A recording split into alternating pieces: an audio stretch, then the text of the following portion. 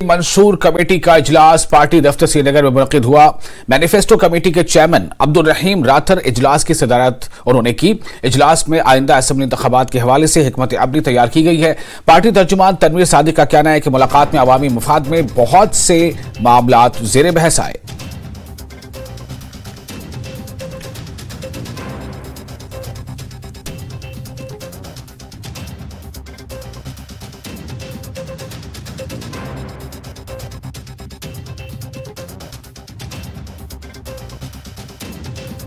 जितने भी मुद्दे जम्मू कश्मीर के लोगों के साथ जुड़े हुए हैं या जो भी प्रॉब्लम्स यहाँ के लोग फेस कर रहे हैं उन सब पे डिस्कशन हो रहा है।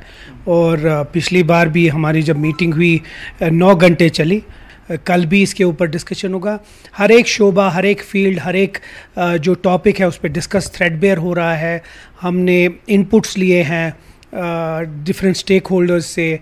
हमने इसको इनफैक्ट पब्लिक में भी डाला था कि उनके जो सजेशंस हैं उनको बड़ा सीरियसली हमने लिया है। बाकी जो ट्रेडर्स हैं, बाकी शोबे हैं, उनसे भी हमने लिया है।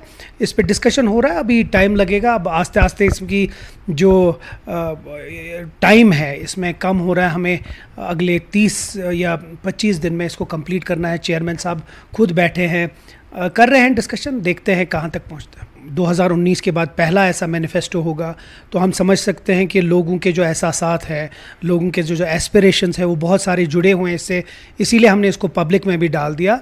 टाइम लगेगा। अगर हम एक बड़ा कॉम्प्रिहेंसिव स्ट्रॉन्ग डॉक्यूमेंट चाहते हैं तो वक्त तो लगेगा। हम कोशिश करेंगे कि जो चेयरमैन साहब ने भी पूरा अहद किया है कि जो 45 डेज़ का टाइम है उसके अंदर अंदर हम इसको कंप्लीट करें। पूरी कोशिश करेंगे उसको उसमें कंप्लीट करके पब्लिक में डाल दें।